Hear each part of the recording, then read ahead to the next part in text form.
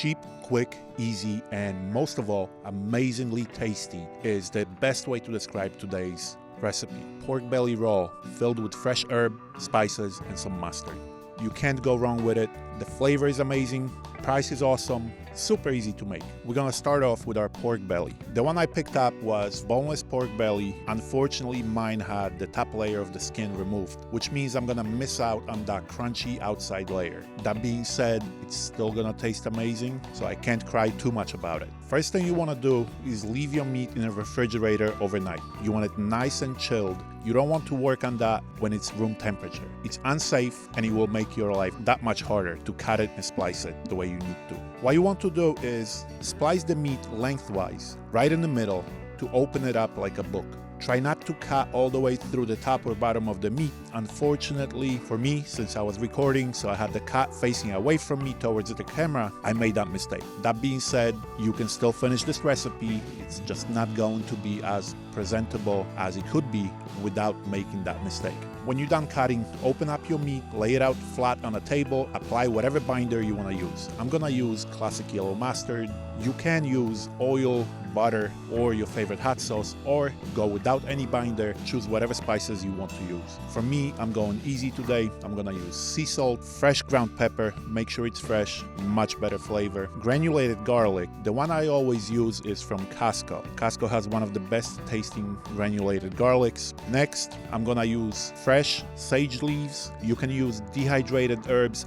However, fresh herbs always have a better taste to them. Chipotle powder and bacon. Yes, we're doing pork belly with bacon. Same meat, two different flavor profiles, two different textures. One note on your spices, always, if you're gonna smoke it and slow cook it, add more spices than you think you need. The flavors will mellow out while cooking for an extended period of time. This whole recipe can be done in the kitchen oven, however, we're gonna smoke it today. Your next step is you wanna roll the pork belly as tight as possible. Start rolling in such a way that when you finish, the skin layer or the fat layer will be on the outside of the roll. Once you're done making your roll as tight as possible, flip it over so you can see the seam and start tying with butcher's twine. Make sure you're not using any synthetic string so it doesn't melt on you. When you're tying up your meat, the trick is you want to make your first tie in the middle of the meat and then work to the outside of the roll. Once everything is nicely tied, cut off the excess strings, flip over your meat and trim the ends if you want to make it more presentable. Otherwise, leave the ends uneven like mine, which will give you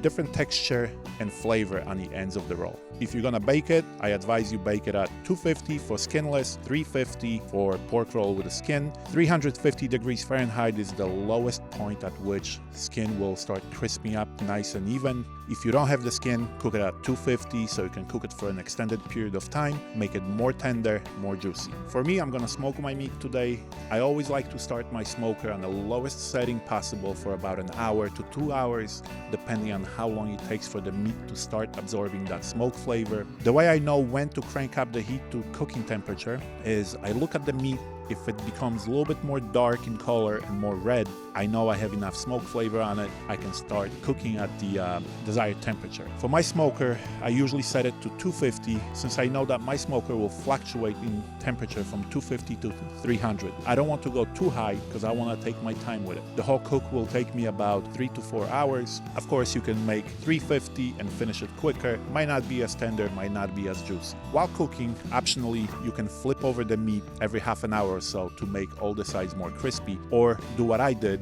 and use a flamethrower. Once your meat reaches 145 degrees Fahrenheit, according to FDA, it's safe to eat. That being said, I like my meat at 155 to 160 to be on the safe side. When you're done cooking it, you got two options. Wrap it in tin foil, which might take away the crispiness on the outside since you're locking all that moisture on the inside of the foil. Or if you have a gas stove, with the gas stove off, put the meat inside of the stove uncovered and let it rest for 20 minutes. Either way, you have to let the meat rest. If you cut into it when it's right off the grill, it's gonna lose all its moisture.